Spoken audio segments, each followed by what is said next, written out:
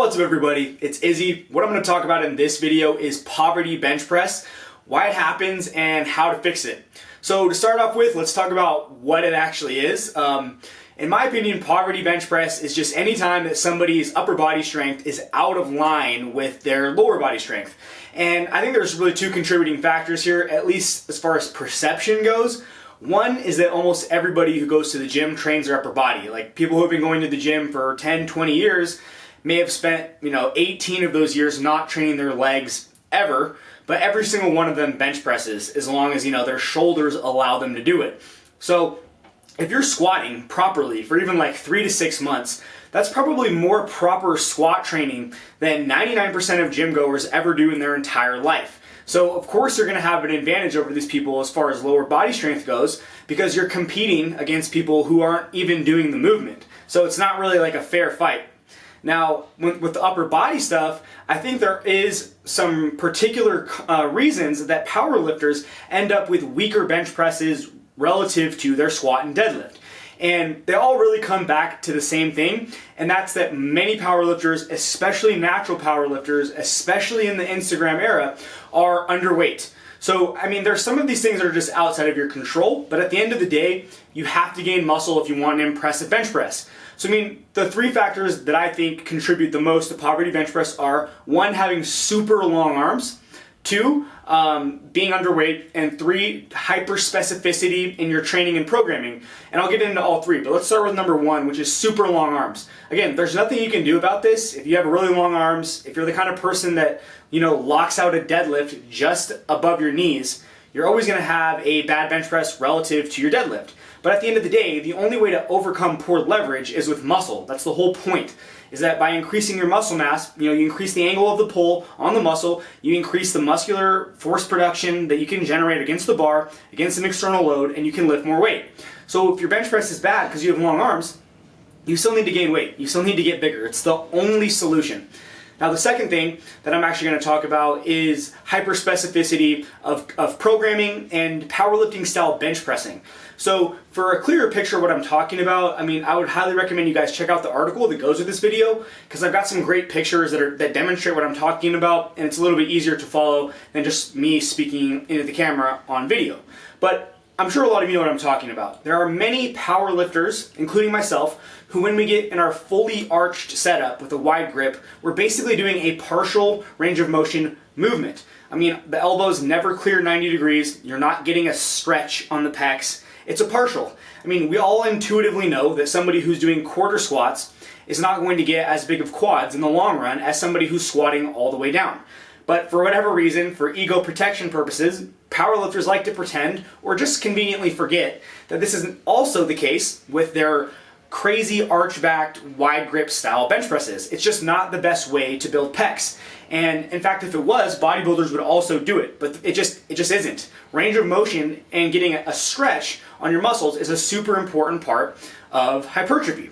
And when all you do is arch back, wide grip bench pressing, you're not getting a great stimulus for the pecs.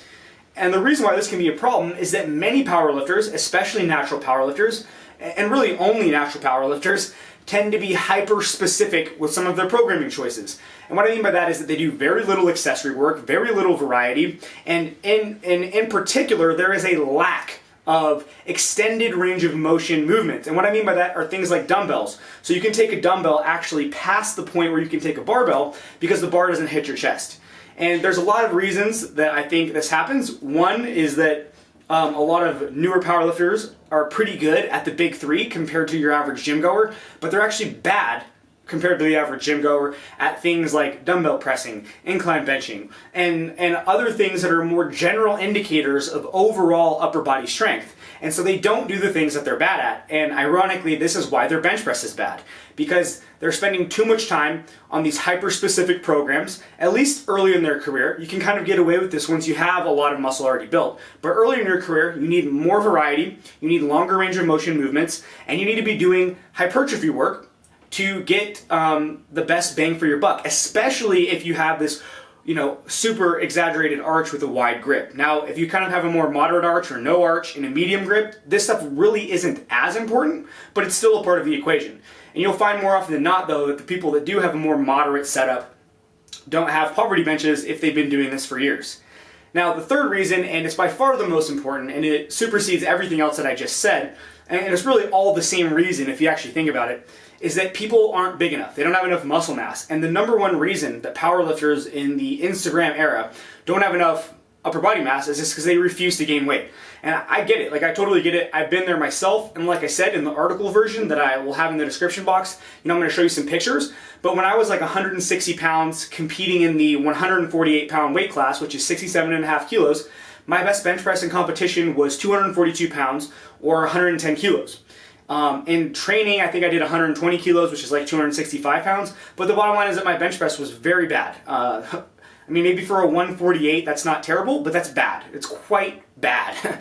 Now, fast forward into the future 3 years, I gained 30 pounds of body weight, so I was waking up more at like 190 pounds, and I was competing at 83 or 82.5 kilos, which is, roughly 182, 183 pounds. And by moving up over 3 years and gaining maybe, 10 to 15 pounds of muscle, it's hard to say exactly how much, my bench press went from 265 pounds in training to 365 pounds in training, which is roughly, a 45 kilo increase over 3 years. And the reason why my bench press jumped up so much, even more than my squat and my deadlift did, relative to that body weight gain, is because I actually filled out my levers and it was a more appropriate weight class for my height. So, if you want some more information on how to gain weight specifically and what weight class might be right for you, I've got a ton of videos on this channel, but you can also check out Eating to Win too, and there'll be a link for that in the description box as well, if you just want to get straight to the best information on it that I have. So all this said, bringing this all together, again, like I said, there's really only one reason for poverty bench. There's only one reason why your bench press strength is so out of line with your squat and your deadlift. And it's because you don't have enough muscle, period. There's just no other reason. That is always the reason. And in order to fix it, you have to look at what may be causing the problem. One, you don't want to gain weight. Again, I get it. You want to be competitive in your weight class. The next weight class up, the numbers to be competitive are scary, but you have to look at this as where are you going to be most competitive in 5 to 10 years. Don't look at this as where you're going to be competitive in the next 5 to 10 weeks. Where are you going to be most competitive in 5 to 10 years? And if you make that calculation in your head, you'll realize that it's probably in the next weight class up, and for many of you, it's like 3 weight classes up because you just refuse to gain weight. Second thing, if you have long arms, sorry, but at least you're going to have a great deadlift. At the end of the day, you still have to gain weight, gain muscle. It's the only way to fix the problem. If you don't do that, the problem just gets even worse because you have long arms, so your leverage is even worse than a skinny person who has relatively normal arm length. And lastly, like I said, if you're one of these people that has a crazy arch with a wide grip and you're basically doing partials for your bench press, you're either going to need to do that a lot more often. So you're going to need to bench press literally like 5 or 6 or 7 times a week so that you can get the same hypertrophy stimulus as somebody with a more normal range of motion. Or ideally what you're going to do, and this is what I do, with my athletes that I work with, is that you're going to include extended range of motion hypertrophy work. So things like close grip bench, flat back or feet up bench, incline bench, all kinds of dumbbell work, and then other isolation movements like flies or chest machines or, line tricep extensions, rope pushdowns, things of that nature, where you actually isolate the muscles and get a full range of motion. But again, the key to all of this, gain muscle. That's the number one key. And the hardest part about that, especially as natural lifters, is that it takes a really, really long time.